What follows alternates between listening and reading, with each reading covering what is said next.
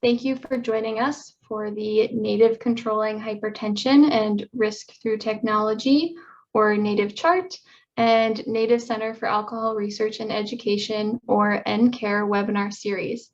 My name is Kara Kobacki, and I'm a Research Program Manager at the Institute for Research and Education to Advance Community Health, also known as IREACH. Next slide, please. I want to quickly go over the Zoom features today since it is a webinar format.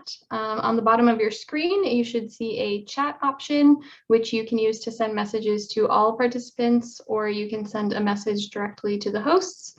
There is a raise your hand feature. However, for this webinar, we ask that you please type your questions into the Q&A box on the bottom right, and we will answer them during a designated Q&A time at the end of the presentation. Next slide. For today's webinar, we will provide a brief overview of IREACH, as well as the Native Chart and NCARE research centers. Then our presenter, Nicole Ellison, will give her presentation on recruitment and outreach through social media engagement, and we'll end with a 10-minute Q&A session. After the conclusion of this webinar, you will be given a chance to provide feedback through an evaluation survey. A recording of the webinar will also be available on both the Native Chart and NCARE websites, which can be accessed through our main webpage at ireach.wsu.edu. We'll also send an email with the link as soon as it's posted. So now I'd like to welcome Adam Livengood, a Research Program Manager, who will be providing a brief overview of IREACH. Great, thanks, Kara, and welcome everybody. IREACH at Washington State University challenges the status quo and advances community health through partnerships and collaboration. We conduct research with rural, Native, and Latinx populations, health networks, and populations with substance use disorders. Our IREACH faculty belong to various colleges at Washington State University, and we partner with external collaborators at universities across the country. The Institute houses 5 primary research programs, including Partnerships for Native Health. IREACH's Native Health conducts community-based research and education to improve health and reduce health disparities among American Indians, Alaska Natives, Native Hawaiians, and Pacific Islanders. We do this by working with both community and academic partners in community settings. We focus on achieving health equity, community outreach and engagement, and training and education. We have over 60 partners across the country, including tribal colleges, Native organizations, tribes, universities, and satellite centers. Northwest Health Education and Research Outcomes Network aims to improve the quality of clinical care and ameliorate health disparities in communities across Washington and surrounding areas. And Latinx Health is advancing Latinx health through the formation of community partnerships and focused academic research. So I'd like to now welcome Dr. Amanda Boyd, who will share information on Native Chart and NCARE, which are centers within IREACH's Partnerships for Native Health Corps. Great, thank you. Hello, and thank you all for joining us for this webinar on recruitment and outreach through social media engagement. My name is Amanda Boyd, and I'm an associate professor in the Edward R. Murrow College of Communication and affiliated faculty with IREACH.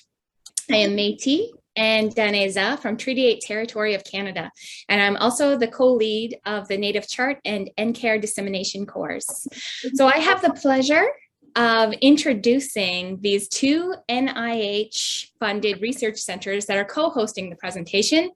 So within Native Chart, our aim is to improve control of blood pressure and other risk factors for cardiovascular disease in American Indians, Alaska Natives, Native Hawaiians, and Pacific Islanders with diagnosed hypertension.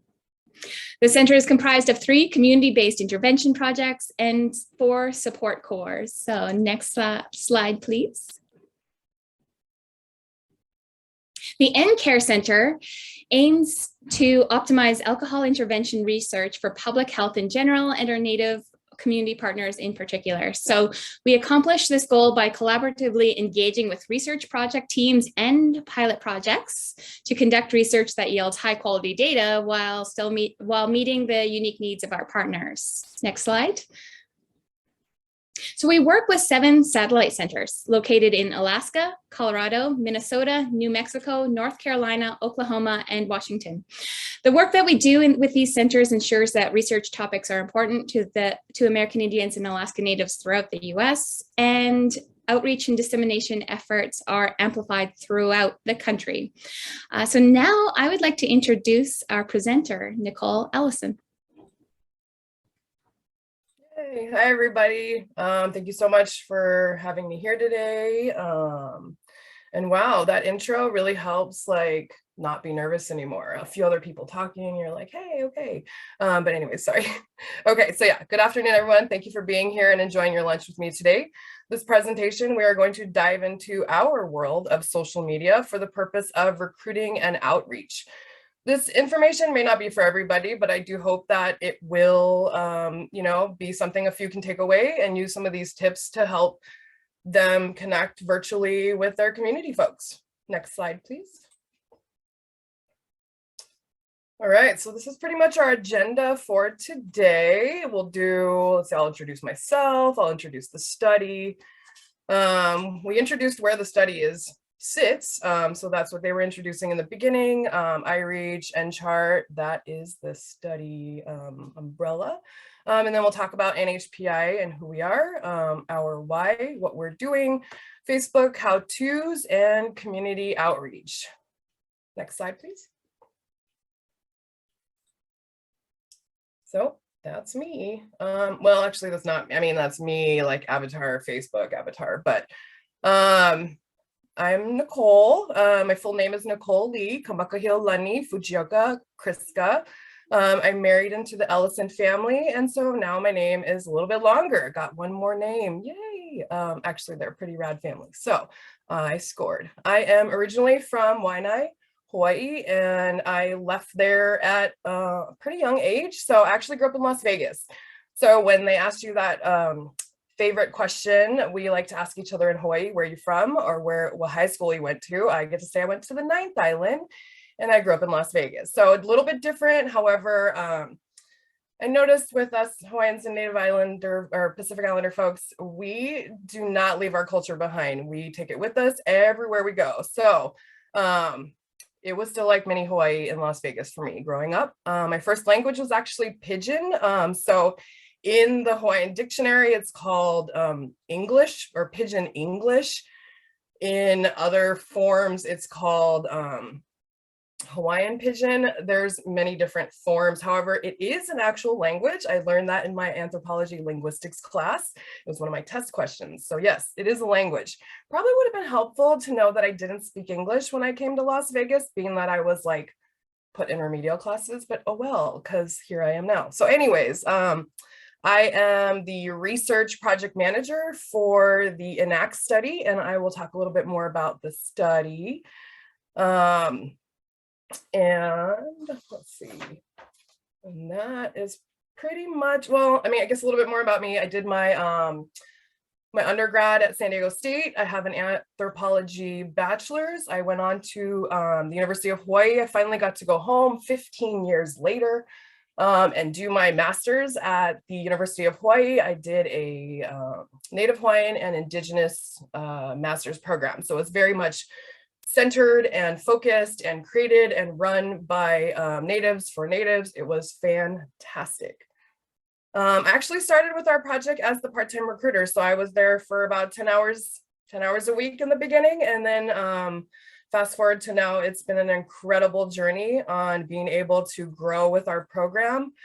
And in some really seriously difficult times. So, new job, then bam, pandemic. Hello, welcome to the new world. But that is okay. To the next slide, and I will introduce the studies or the study. So the study's name is called ENACT. We call it HHAPI currently. ENACT is one of the 3 research projects from the NCHART. Dr. Kaimi Sinclair is our project lead, and Dr. Deidre Bushwald is the NCHART PI. So all these acronyms, right? What are they? It's because we don't forget all the words that they actually stand for. So if I have to look at them really quick, but ENACT stands for Engaging Native Hawaiians and Pacific Islanders and Activating Communities to Take Steps.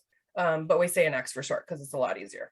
It's a hypertension study that is a multi-level 6-month intervention that uses a peer-led self-care heart healthy education delivered over 8 weeks, emphasizing a traditional diet, adherence to medication, encouragement to increase physical activity.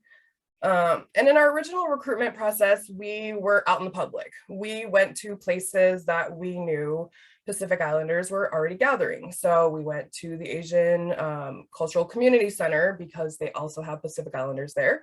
And we went to a few different other community centers around Seattle and the surrounding areas, and we were able to meet with folks in person.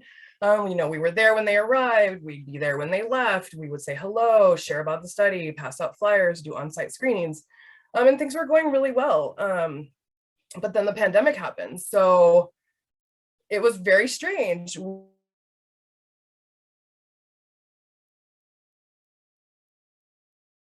We were at a point in our family getting into a nice flow, filling our largest cohort ever. And then we went home on Friday and never came back. So it was a very bizarre time. And that's kind of how our second phase of our study came about. We didn't know if it was going to be a couple weeks, a couple months. We hoped it was going to be a few days and we turn around and get back out in the community, but that didn't happen. So we kind of had to invent things on the fly. And that's exactly what we did for our virtual part of this study. So now we call ourselves HHAPI, which is actually the intervention program name, the curriculum for the original study. So it's not much of a stretch, but that acronym would be Healthy Hearts Among Pacific Islanders. That process was a really long process to switch. It took 1 year for us to really redo everything, all the IRB things, all the paperwork stuff. It was a long journey. We lost staff members. People went home. It was an interesting time. But moving forward, we tried to do anything and everything that we could to turn this into the safest way that we could still connect without losing our community. Next slide, please. So we talk about our community, and we like to talk about this eligibility criteria. And the first thing is NHPI. So what is NHPI? Who are these people, right? Native Hawaiian and Pacific Islanders is the acronym NHPI. They are indigenous folks to the 3 main sub-regions of Polynesia, Micronesia, and Melanesia. So these will include, examples are going to be from everything from Native Hawaiians, Samoans, Tongans, Chamorros. Other examples of islands are going to be like Tahiti, Bora Bora, Samoa, Micronesia, Chuk, Yap, Palau, Fiji. It's a huge list. It goes on and on. That's a whole presentation by itself. But one thing that I like to highlight while we're here, we are not Asian. I am Asian because I'm Japanese, but that is a side point. So NHPI is not Asian. So the term API is actually very harmful. I won't go too much into that, but just a little blurb I wanted to share. Reading a Seattle Times article from November 2020, talking about the effects of COVID on different population groups. So NHPI folks had 7 times a higher rate of COVID than Asians. So if we're Asian, we should have been fine, right? Not the case. If we are Asian, if we are categorized with them, we are invisible. So we really need to pull those apart, which we have, thankfully, but not everybody is quick to get on that train. So in the 80s, the census lumped us together. In the late 90s, they pulled us back apart. So we're just waiting for everybody else to figure that out, and we are not Asian. Next slide, please. So why are we doing this? The facts are ugly. Our health stats are really scary. And if that doesn't motivate somebody, I don't know what can. If you look at this slide, just those quick little blurbs are, they should be alarming. NHI adults are more likely than all of the adults. Sorry, I get a little emotional because it's sad. So we're more likely to be in poor or fair health to have diabetes, and to have ever had asthma. Yay, coming from paradise, right? 3 to 4 times more likely to develop high blood pressure, 2 to 3 times more likely to develop type 2 diabetes. Sorry, it must be like onions or something. And 2 times more likely to develop cancer. Yay. So, and we don't have enough data. We're the fastest growing ethnic group, oddly enough, Native Hawaiians and Pacific Islanders, and we don't have enough data. So yeah, that should be enough there too. But so it's super important that we're participating, super important that we're getting this data. But there are many factors that I would like to consider, you know, how we got to this point. It didn't happen overnight. No, it took a while. But I'd have to say the biggest one thing, if we looked at the historical trauma or, you know, the timeline of the NHI people, it's a colonization. It's our favorite word we talk about.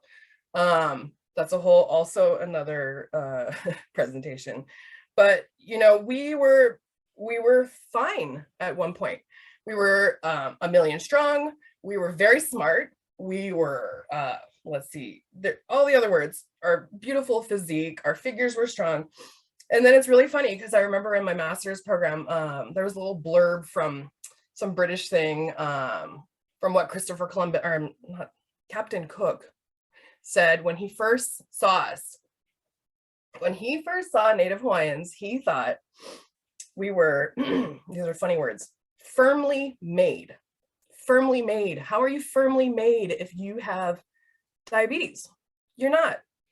We were vigorous and active, but look at us now. Like, so much has changed. I mean, our world is a lot more sedentary than it used to be. So yes, that is different, but you see the stats?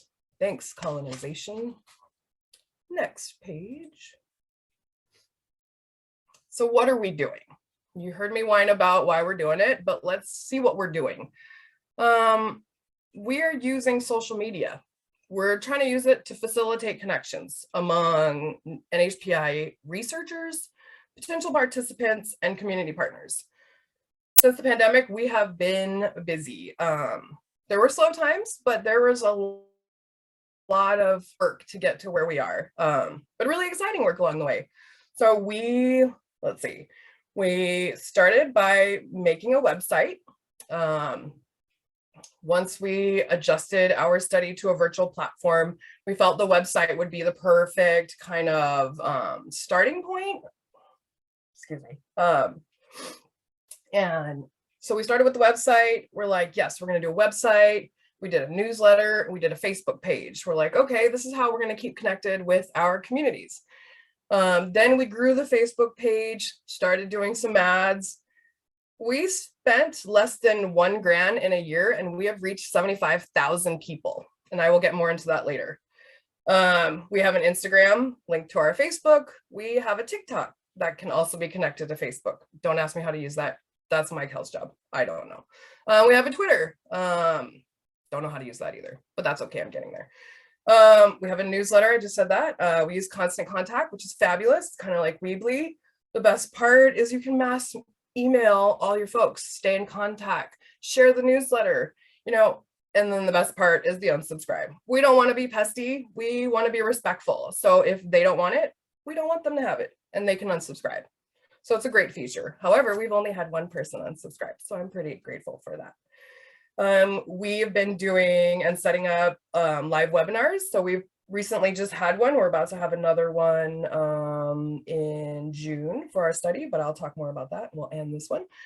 And then we're just really realistic about how different platforms are going to reach everybody. Not everybody's on Facebook. Not everybody's on TikTok. You shouldn't be on TikTok. You will waste way more time than you need. But it can be a good, you know, vehicle, vessel, whatever term you want to use for this weird time that we are in, where we have to social distance, where people are getting sick, or where people don't want to come outside anymore. I didn't like to come outside before, but I still did. But now I can stay inside. Anyways, all right, so let's move on to the next slide. And we'll move into how we used Facebook for recruitment. what is Facebook? Isn't Facebook for old people? Not really. I mean, unless I'm an old person, it could be. So remember, I talked about we created a newsletter, we created a website, we created a Facebook page. Oddly enough, the Facebook page has been the most successful tool, and I would have never, ever have guessed. So this portion of the program or presentation, I'll move into Facebook in general, setup, our community groups. I'll talk about our recruitment flyer, and just how important it is to be you. On Facebook, you know, people make posts, they can typically text, they do pictures, they do links. There's all different kinds of engagement. So it's kind of a nice place. It's already there. It's already set up for us. And if you're like around my age, you grew up with AOL, you had chat rooms, you already know how this works, right? Same thing, different name, different Tom. He's not your friend anymore. We have a new friend. Well, he's Mark. I don't think he's our friend. Anyways, so while you're in the Facebook world, there's a couple of terminology things. So engagement can be through commenting. And when they do these kind of comments, there's different ways you can, you know, react, you can comment, you can share. So if you're not a Facebook fanatic, this is all new. If you are a Facebook fanatic, you're like, why is she talking about this? Are we really talking about Facebook today? Yes, we are really talking about Facebook today. So enjoy. Next slide, please. So what is Facebook? Facebook is the biggest online social media platform with almost 3 billion users. In 2012, they broke the 1 billion mark. Too bad I can't talk. 5 years later, they doubled that. And this year we're on track to have 3 billion people using Facebook. That is a lot of people. Facebook is the preferred social media platform with 60% of social media users using Facebook. So in a room, okay, what, there's 54 of us? At least 25 of us are probably on Facebook. Facebook ad revenue in the fourth quarter for 2020 is insane. $27.2 billion. Billions of dollars people are spending in ad money and giving it to Mark Zuckerberg. Anyways, over half of the folks in the United States, over 12, are using Facebook, and 65% of the users are actually under 35. So that means Facebook is not for old people. It looks like everybody is pretty much on their phone using Facebook, and they visit Facebook for about 20 hours a month. So that breaks down to at least 30 minutes a day. For about me, that sounds about right. And they are the leader in marketing numbers. They have over 200 million small businesses utilizing Facebook every single day. Next slide, please. So how do you do this? How do you get in there? How, if you've not done this before, you're like, I don't want to do this. This is too much. Actually, it's really easy. I set up my Facebook, I don't want to admit, in like 2008. So I had to walk back through the recreation and see how you actually do that. But it was more simple than I remember. You literally just follow a couple simple steps. And to really get in, you just sign up with a free account. You do your name, your phone number. The phone number is for a verification process and the password protection. They ask for your birthday and a gender. After you create that, then you will be prompted to create a profile page. You can put as little as you like your name. Our study lead, Dr. Sinclair, just has her name and a blank picture. Me, I have everything on there that you could possibly know about me, from, let's see, graduation to my child being born to my wedding, whatever. It's there if you want to see it. You're totally welcome to stop by. You know, you always want to be mindful though of what you're putting out there, because also not everybody has a genuine intent. You know, it's really easy to fake it. So, you know, but your profile is your personal page. After you create your personal page is when you can create a business page, is what they call it. So anything that's not a personal page, they label it as a business page. For me, I call it our study recruitment page. So you can't actually run any ads though, or do anything until you create a personal account. Any business page must have an administrator. So the administrator would be connected to that person's personal profile. That's going to be for, if they need to be connected for anything in the business side or anything like that. Also, they're very adamant on screening what you say or how you say it. So just beware of that. But supposedly there's a way around creating a profile for a business, but I have no idea about that. And also, I feel it is definitely more beneficial for the administrator or anybody on your team to be visible. So let's take a look at this slide. Let's see, we have, it's super simple. You steps 1 through 3 and voila, you're out there. I think for this part, it's really the description is going to be the most important part for like a study page or a business page or anything like that, because it's really going to be putting what you're after, or your target or your population, your audience, whatever. You kind of put it in there. So our description says Healthy Hearts Among Pacific Islanders is an educational program created by and for Native Hawaiians and Pacific Islanders to manage high blood pressure and or type 2 diabetes. Pretty much to the point. So if you read that and you can't tell me what we're doing, then I did my job wrong. You want to keep it as simple as possible. You don't want to decorate. You don't want to color things. You just want to keep it as plain as day. Next slide, please. So after you set everything up and you want to know who's looking at your stuff, who am I actually attracting?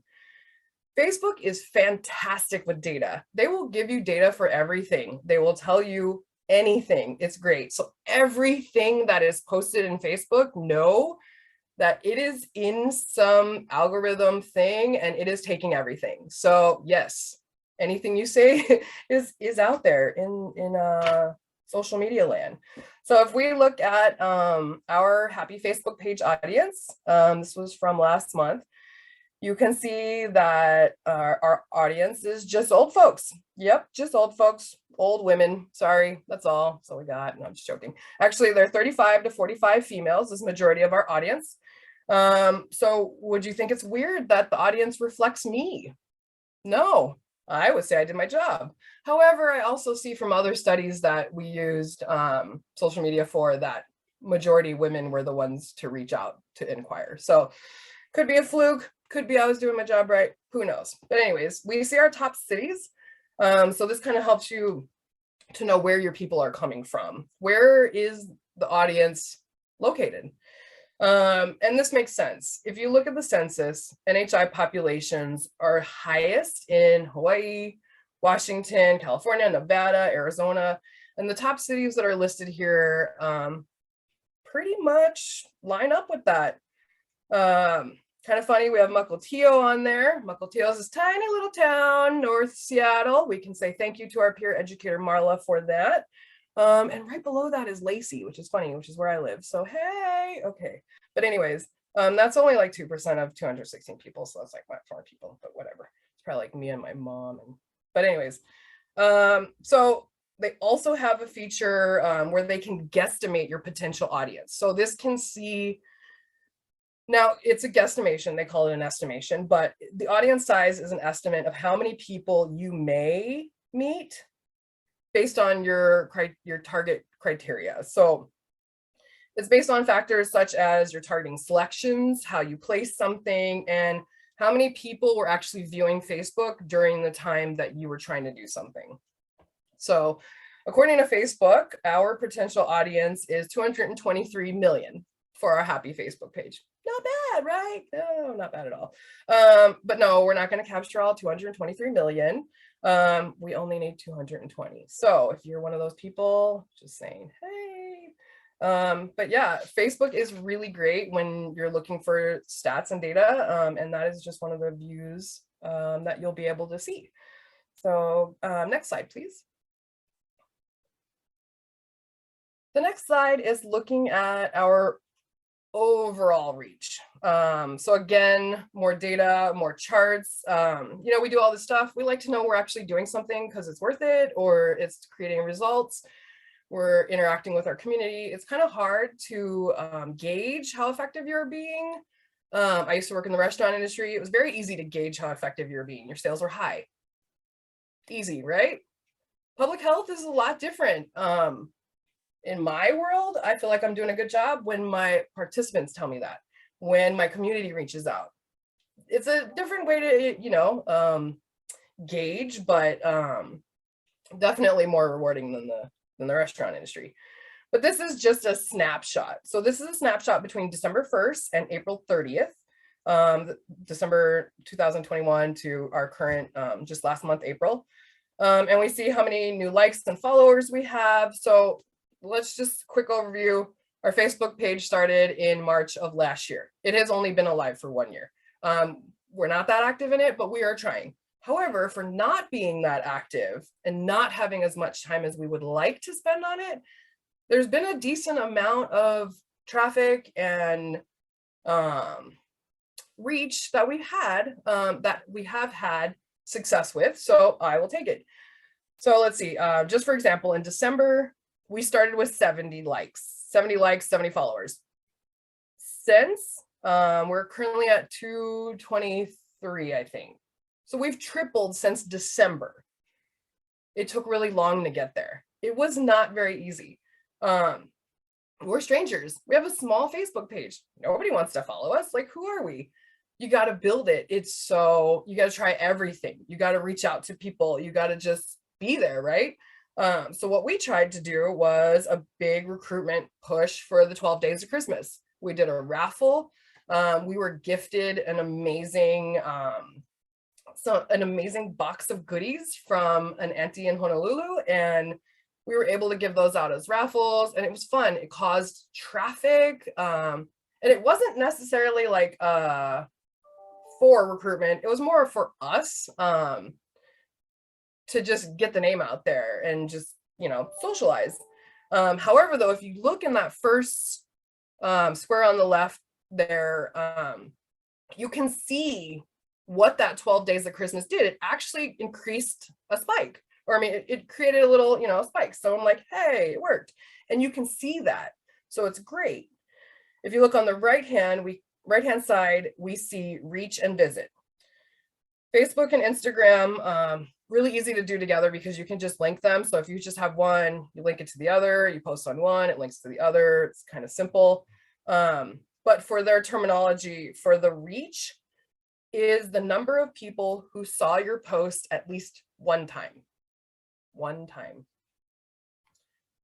Reach is going to be different from the impressions, which may include multiple views, or also may be different from any reactions like the like or the love or anything like that. So excuse me, reach is just a view. So scrolling by, you see it, maybe you didn't see it, scroll by too quick, you know, but anyways, your screen viewed it, maybe not you, but your screen did. So as you can see, our reach for these months estimate 55,000 people. That's a lot of people. Creating that uptick, it can be done through the ads, but it's really better if it's done organically. So, you know, if I share something, then somebody else shares it, then another person shares it. You can also see that trend too in the Facebook data. So it's just great to see like where it's going, who's doing it, and what is going to be more beneficial to you. So funny thing about Instagram though, and again, you never know who is on what platform. In February, I had the opportunity to join a group from California, and they actually reached out to us from Instagram Messenger, which I had no idea how to use. So our social media person was like, you have a message on Instagram. And I'm like, huh? How do you use that? Okay, I didn't know they had messages, but cool. It was great. It was, let's see it was the Journey to Empowerment series, folks. And they are a community partner of ours that we've been working with. And they reached out to us and told us about this opportunity they have. They created a space for Native Hawaiians and Pacific Islanders to be in a Zoom once a month on Fridays and share dialogue. Share topics that are typically taboo. They talk about child abuse, domestic violence, sexual assault, parenting, generational gaps, and mental health. So this was to kind of empower folks to get over that stigma of talking about it, you know, and having that kind of just venting and getting it out there and having that be part of your healing. So you can imagine how excited we were when we found each other. The study I'm in is kind of about storytelling, and their thing was about storytelling. So we collaborated. They had me join them for a event, and that was in February. So if you look on the right-hand side, there's a nice big spike in February. And that was from an event I did with them. So it's great to see how it can capture what you were doing at different periods of time and how effective it might be. Next slide, please. So I'd mentioned the other group, but other Facebook groups are also out there. And that's really how I kind of disseminate the study flyer. As a regular person, I just get out there and, you know, look around. There's a little search engine. So once you create your profile, you can sort of look around for similar groups that match your interests. And I found some groups from my previous stay-at-home mom days. You know, you're home all day, you're with your toddler, you're kind of bored. You only talk to them, there's no other adults. I was homesick, so I turned to Facebook. I wanted to find other Hawaiians. And I found a group called Hawaiians in Washington, right? About sums it up. Hawaiians in Washington, easy peasy. That was me. I was a Hawaiian, I was in Washington. Hey, I'm still here. But they were a great place to connect, to see what the other community members were doing. So what I do when I go to Facebook groups is I initially talk to the admin page, to the admin folks, I'm sorry, the admin for the page.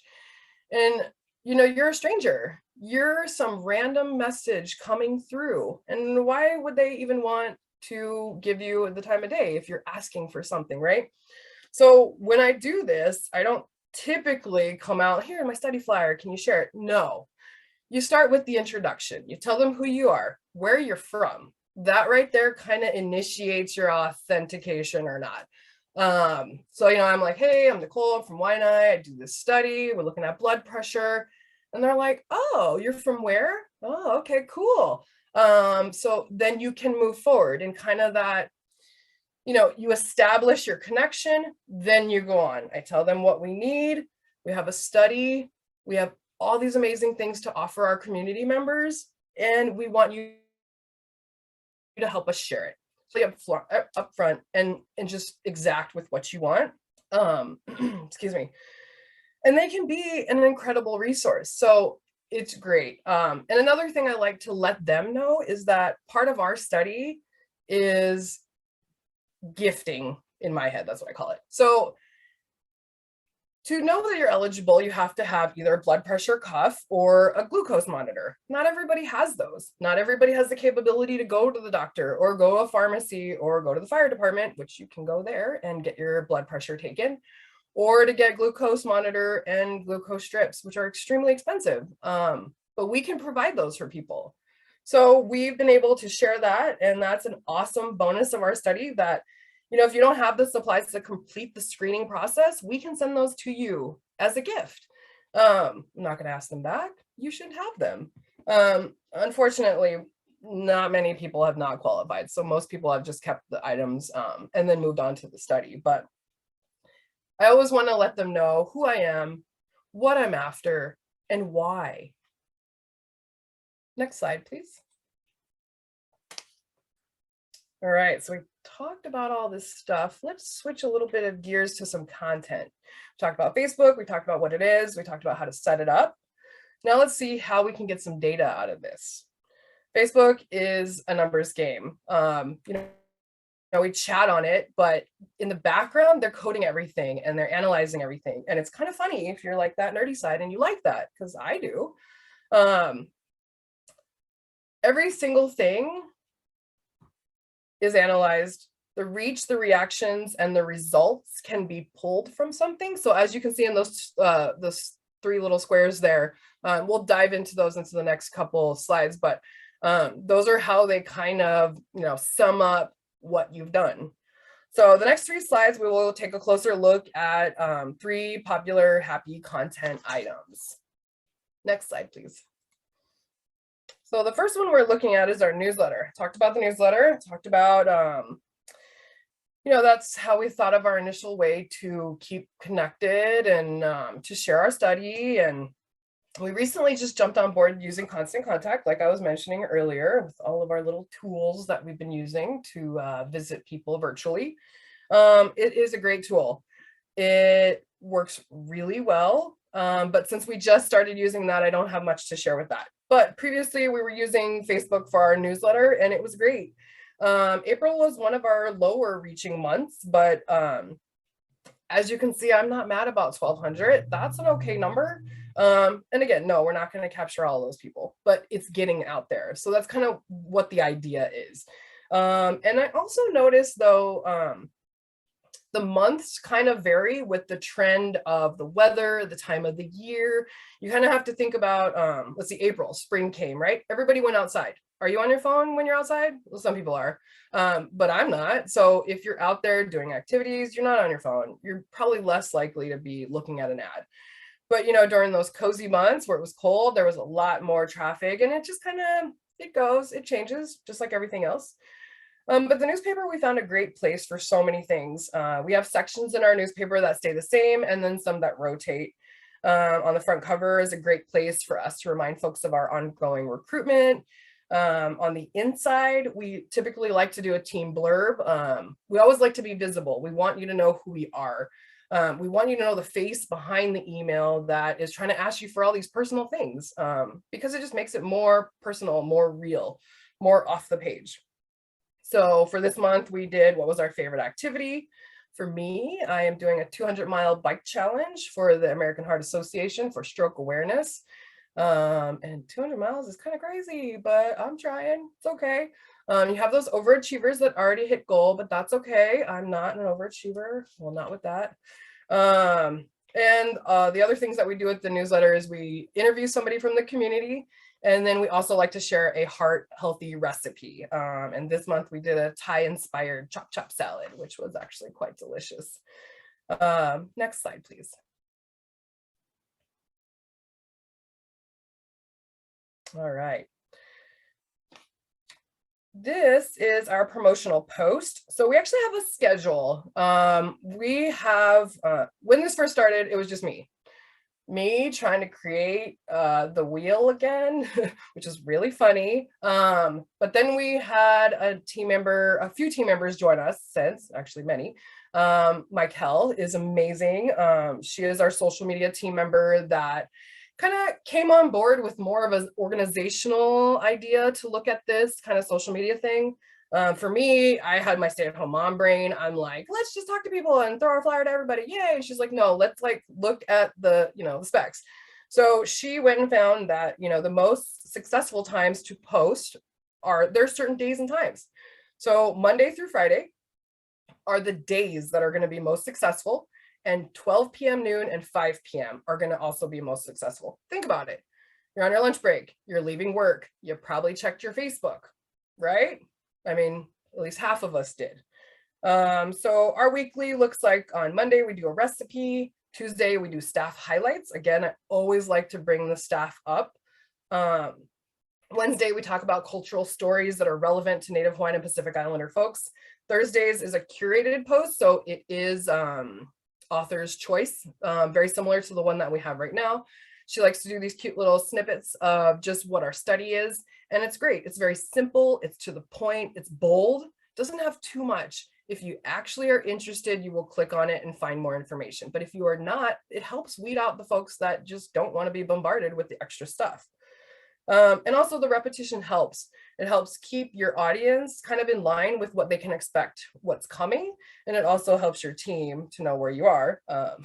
Unlike me in the beginning when I was like a chicken with my head cut off running around, but that's okay.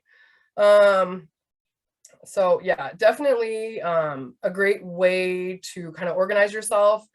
Gonna be doing that. The scheduling is going to be a lot more helpful. And then you can kind of look back and see like on the data chart, what days or times may work for you, because your audience might be different than my audience. My audience seemed to work better during the week at 12 and 5, but that could vary. It could definitely vary. Next slide, please. So the last part of that HHAPI content was kind of how we bring in our outreach and community partners.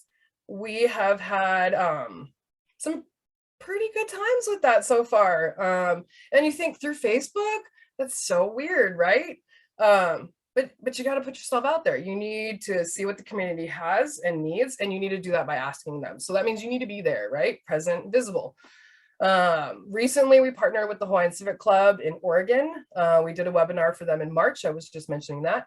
We also connected with the Seattle folks for their Civic Club, and we'll be doing another webinar June 28th. So if you want that link, just email us later. Another awesome program was the Long Beach South Bay Tobacco Cessation Coalition. They were specifically working with Native Hawaiians and Pacific Islanders. Another group that messaged me through Instagram, I thought it was really funny. I was like, wow, this is strange. People are messaging people through Instagram. Okay, but they ended up being an awesome connection. So they meet, they talk about what they're doing in their surveys. They kind of ask for feedback. They ask for help with their surveys to make sure that, you know, they're talking to NHPI people, but using the correct terminology and appropriate things. And then at the very end, when they meet, they open it up to the other folks that are there to share other partners' needs and or events that are coming up. So that was a great place to be, and they do that once a month. So that is also, you know, finding these other community partners. You can't just ask, you have to be a part, you have to give back, because if you're just asking for things, nobody wants that. You have to be a part of it and, you know, contribute your time too. The last awesome thing I want to mention is Dr. Fui. So on the right side, you see that lovely picture of that doctor there. We were searching for medical professionals that we could team up with, and we found him. He's actually up in the Mukilteo area, thanks to Marla, she found him. But he specializes in chronic health and heart disease. So I was like, hey, he is a doctor of our NHPI, you know, community. He is young, he is like aware, he is excited. And he was so excited that we had a program that was culturally relevant and in his field. He's like, hey, we kind of, you know, we work well together. And so we've been working with him. He does these TikTok videos for us. I'm sorry, well, actually they end up being TikTok, YouTube, Facebook, all the videos. But we sent him questions from the community on, you know, very simple, basic things, but to break it down to us in just normal language, not the medical jargon, not the, you know, the pamphlet, just tell us what it is. So let's see, this month, or a couple of them were benefits of social support and how does food affect your body. So he'll do like a couple-minute video for us. We'll splice it up and we'll put it on our different social media avenues. And it's been really great feedback. So in just this one, overall reach 597 people, only 11 likes. I'm not sure when that was posted because typically he gets a lot more. That might have just been when we released it, but really great collaboration. You know, we talk about diabetes and hypertension in our field all day long, but I think rarely do we break down what it really is or how it does affect our body. And, you know, we tell people, take your medicine, do this, keep moving, but it's nice when it's in plain English. Next slide, please. Oh, I see I'm talking a long time. We're like 10 minutes and we got to end. So maybe I'll just go quick. No, I'm just joking. So this was our recruitment flyer. This is how we actually initially started with hopping on social media. We literally just took our IRB approved flyer, put it in a post, turned it into an image and posted it. That was it. We tried to keep it as very simple as we can. Again, not to try to recreate the wheel, to try to just keep using all the tools that we already have in our hands. This recruitment flyer reached 19,000 people. Did I sign up 19,000 people? No. But did I fill a cohort? Sure did. The ad cost us $141 and it ran for 30 days. And it had over 700 website clicks. So did I all 700? No. But yeah, I got more people. So it's great. It's not I got more people, it's more people I feel get to take a part in our study and share whatever they'd like, and then take advantage of the things that we can offer. Let's see. And I mean, it was really weird in the beginning, trying to recruit from a flyer on Facebook, like, and then random message people. It's kind of it's an interesting space. You could have told me that a few years ago that I'd be doing this and I would have laughed at you. I would have assumed, yeah, I get a phone call, an email, or paper mail for a study interest, but no, this is where we are. So, and I don't think it's going away anytime soon. The pandemic, endemic, wherever we are, it's still rampant, and it's, but anyways, that was our recruitment flyer, and, just keeping it simple seems to be successful. Next slide, please. Sorry, I'm gonna try to move a little faster because we're running towards the end. But this is how we place the Facebook ad. So I'm not gonna go into step-by-step detail, but there are 3 ways that you can do an ad. And it's about as simple as what I was just saying. You create a post, you turn it into an ad, or you make a post, or you make an ad, you turn that into a post. You kind of go both ways. It's kind of interesting. But what I really want to highlight in this area is the goal. So when you place an ad, you have a goal, right? You want something.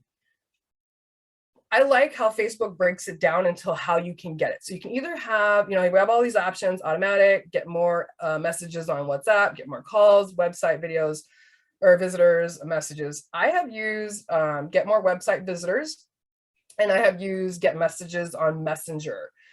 Both are very effective. The website one is great for those people who may not want to interact immediately. The Messenger one is a little bit challenging because they're going to want you on real time. They're going to message you. They're going to want to talk to you then. If you can't do that, don't sign yourself up for it. Me, on the other hand, I'm kind of cuckoo. I'd like to take more than I can, and I do it anyways. And I also don't want to miss them. Like, everybody has a different timeline. Everybody's busy. Everybody has work. I want to be available for folks when they can be. And that also lets me have like afternoon pedicure time. So it's okay to take breaks and rearrange your time.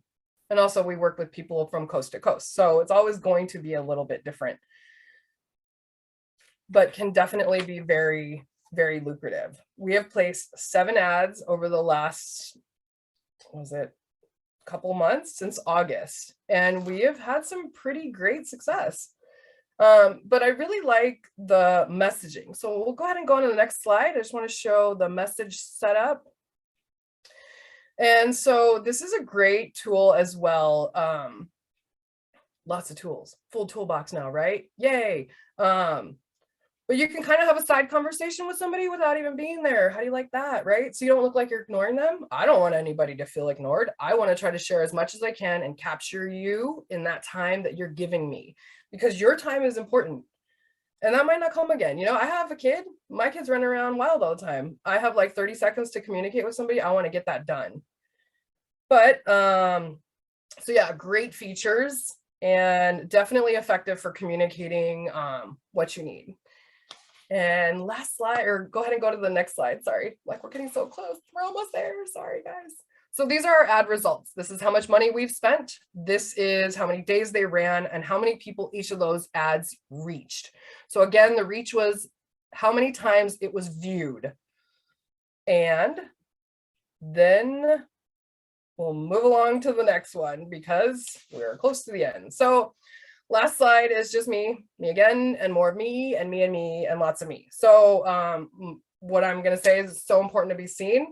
Put your face out there. It's not necessarily important for you to filter yourself. Just be you. They don't want to see a filtered you. They want to see a real you with your real struggles. They want to see somebody that they can identify with. They want to know that you can empathize with them, that you're like them, that these things are not just some strange topic to you, that it matters. So if you're done looking at all the pictures of me, the last slide is my takeaway. The pandemic pushed us into a place that we never thought we'd be, but probably thought we'd be out of it too by now. Probably not going to happen. We're going to be in the social media world for a little while. And my only advice is really just to be honest, be visible, be transparent, be active, be there. It's kind of hard, but it's up to you. Take on what you can, but be upfront with what you're doing and why you're there. Sorry. The next slide, last slide, I promise. Just wanted to give a quick thank yous.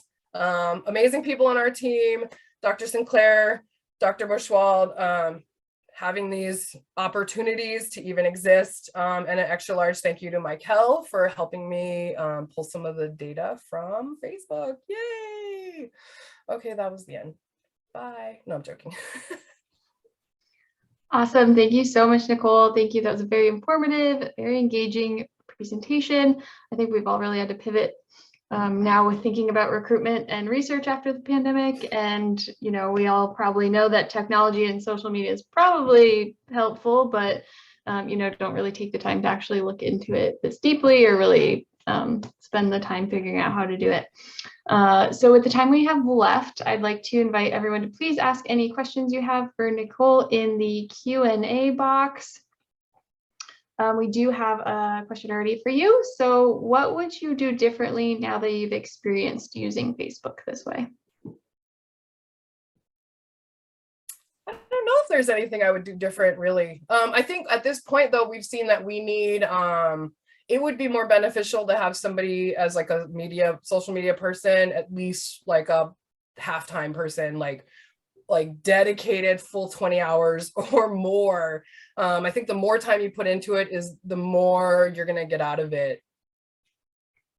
Great. Yeah, I was gonna ask how much time you think, you know, a new study or a study going that wants to spend some time investing in using social media. Media person right now only is allotted 5 hours because she's transitioning out. So then all of us kind of fill in to like help out because 5 hours a week is not enough. But I would definitely say at least 20 hours a week. And getting lots of thank yous and how wonderful your presentation was. A couple more questions. Do you also run ads on Instagram? So the Instagram, yes, you can actually link Facebook to Instagram when you're launching your ad. There's a little toggle down at the bottom, so you can actually link it to Facebook, Instagram, and Messenger. I'm not quite sure. They show you the view on Messenger, but I don't know what that means. So I'm guessing if you're just reading messages, it's kind of like an ad you're spammed with. But yes, it links to both. Awesome. And can your patients enroll from your website? Our participants can see if they're available or if they're eligible through our website. Yes, our criteria is listed there, and then they can reach out to us after they fill out the sign up form. Actually, they can reach out to us any way they want. They can text me in the chat box. I don't mind. We kind of go through it from there.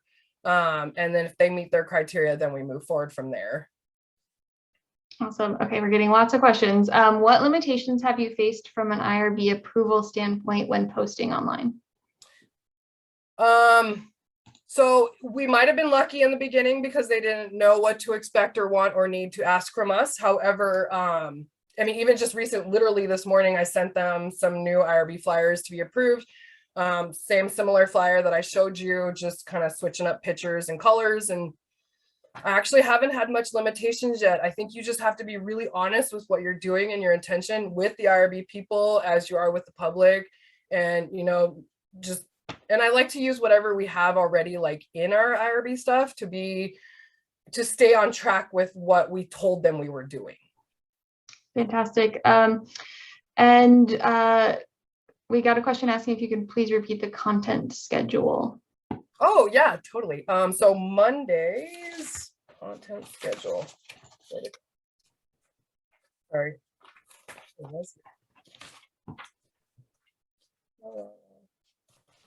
Okay, Monday we do a recipe. Tuesday we do staff highlights. Wednesday we share cultural stories. Thursday we do a curated post, so kind of like pick your own. And then Friday we do a fitness movement piece. Perfect, thank you. Okay, so it's about 1 o'clock now. We have a few more questions. I'm gonna wrap things up, and then if you have a minute, Nicole, you're welcome to stay on and we can answer any few questions for anybody who's available. But just really quickly, for those of you who have to get going, thank you everybody for attending today's webinar.